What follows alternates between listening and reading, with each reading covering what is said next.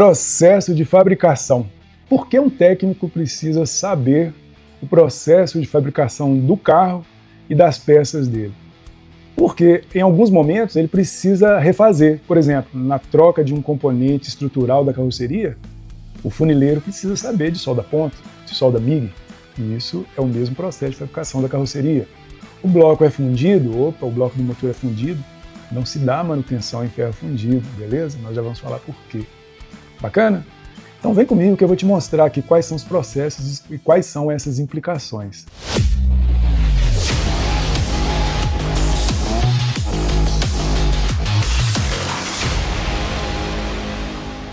Então pessoal, antes de tudo, se inscreve, curte e compartilha esse vídeo com aquela pessoa que está começando aí na área automotiva e deseja saber, é importante para ela saber como que essas peças são fabricadas, legal?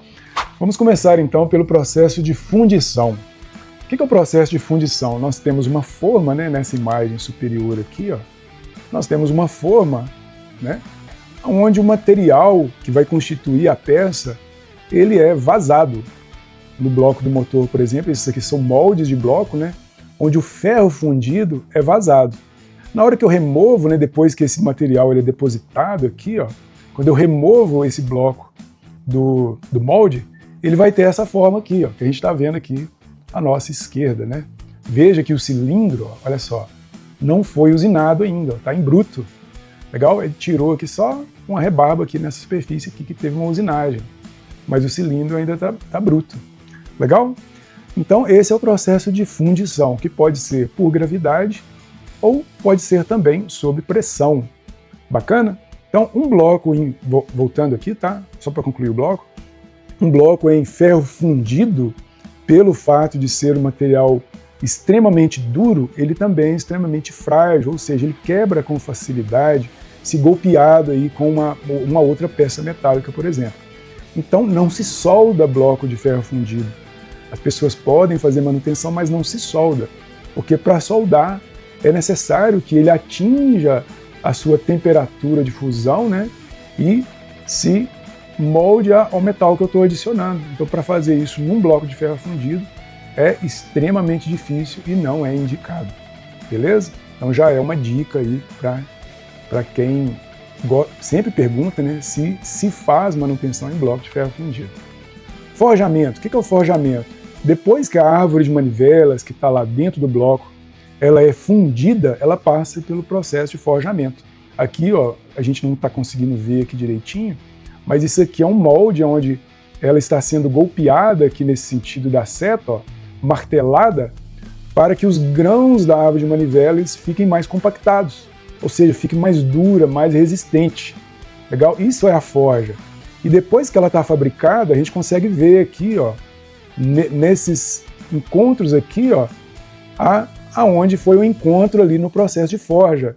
Na árvore de manivelas, na biela, facilmente você consegue identificar isso aí.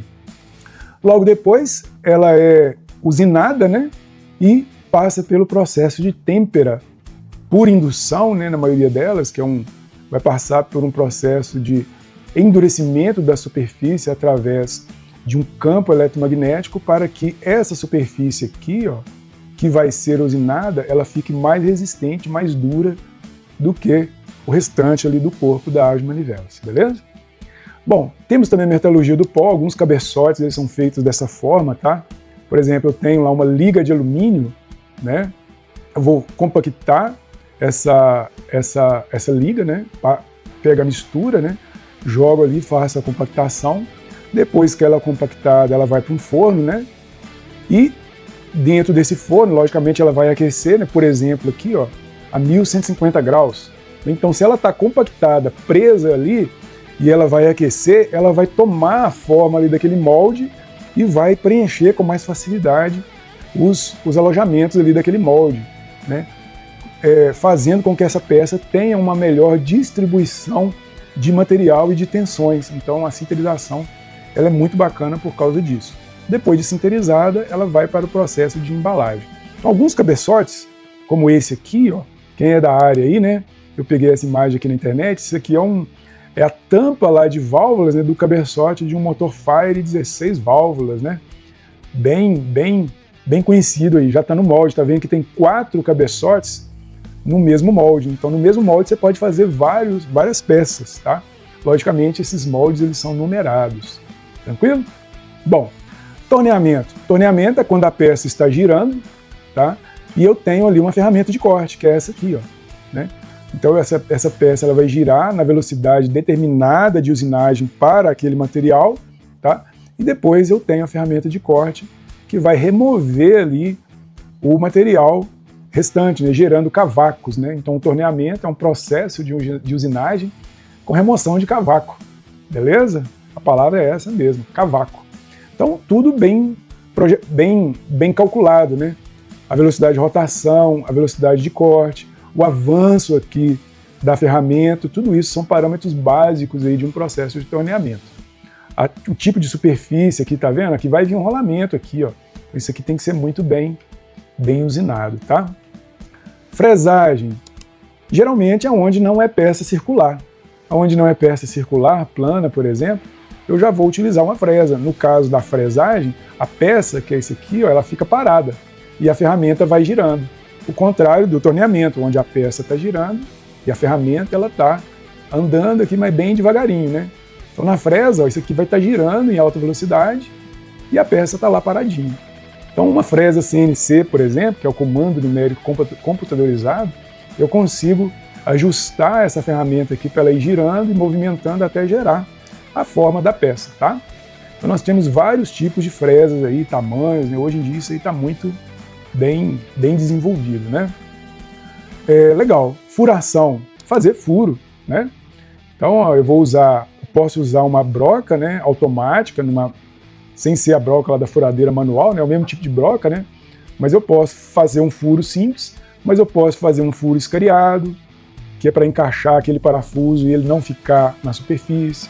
Um furo rebaixado, que é aquele parafuso de cabeça cilíndrica, né, um Allen, por exemplo, para ele também não ficar na superfície.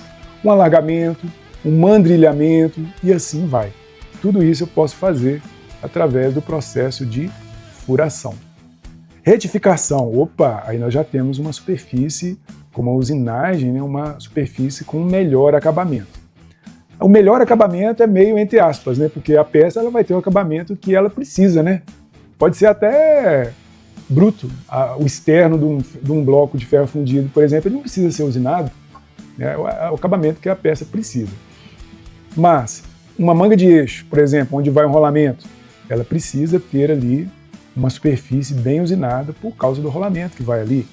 Uma árvore de comando de válvulas, ela precisa ser retificada. Então, eu vou tirando o material, mas deixando essa superfície tão plana, quase espelhada, né? Com uma rugosidade cada vez menor. Bacana? Então, a retificação ela é um processo de usinagem onde eu tenho uma planicidade maior da superfície e a superfície fica mais lisa. Não é que ela fica perfeita, né? Isso não existe, né? Se eu colocar no microscópio, eu vou ver lá que sempre vai ter imperfeições. Só que, nesse caso, eu preciso ter um limite. Não, isso aqui já atende ao trabalho da peça. Atingiu, beleza, atingiu o seu objetivo. Brunimento. Brunimento já é quando eu uso uma ferramenta subindo e descendo e girando ao mesmo tempo, né? Fazendo esse processo aqui, ó. Nosso editor aí vai mostrar. Eu vou fazer com a mão aqui, ó. Então o brunimento ele vai entrando e saindo no cilindro fazendo isso aqui, ó, para que eu gere sulcos dentro do cilindro para reter a película de óleo. Bacana? Para que no funcionamento do motor essa superfície da camisa, onde vai o anel de segmento ali do pistão, não fique espelhada, não fique muito lisa. Ela precisa reter o óleo. Então o brunimento ele é para isso. Bacana? Soldagem a ponto. Carroceria do carro é feita por soldagem a ponto, tá? As chapas elas são soldadas sem adição de material. O que é isso? A soldagem a ponta, eu vou ter aqui duas chapas, ó, chapa 1 e chapa 2.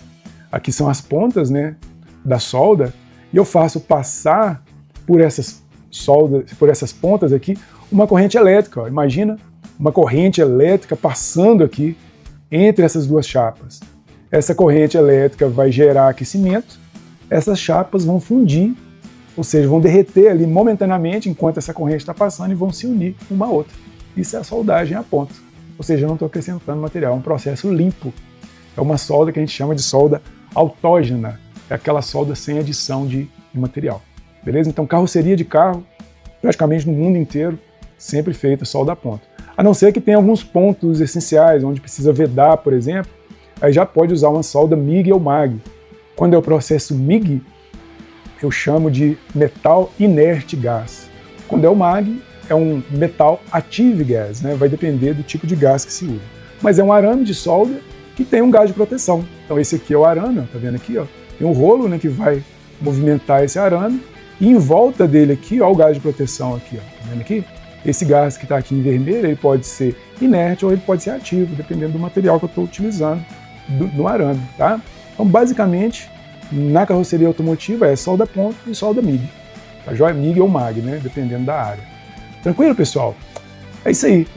É importante conhecer esses processos para que, num processo de manutenção, a gente não erre ali na recuperação de algum componente. Lembrando que esse conteúdo é só uma pincelada do conteúdo que nós temos lá no nosso curso de para-choque a para-choque. Beleza? Que está completinho lá, te esperando. Curtiu aí? Viu como é importante a gente conhecer os processos e como isso ajuda na manutenção, na identificação de um defeito e na identificação se aquele componente já passou por alguma manutenção que não é indicada, que não ficou legal, que foi feita às vezes por outro colega e não deveria? Bacana? É isso aí. Bom trabalho. Tamo junto.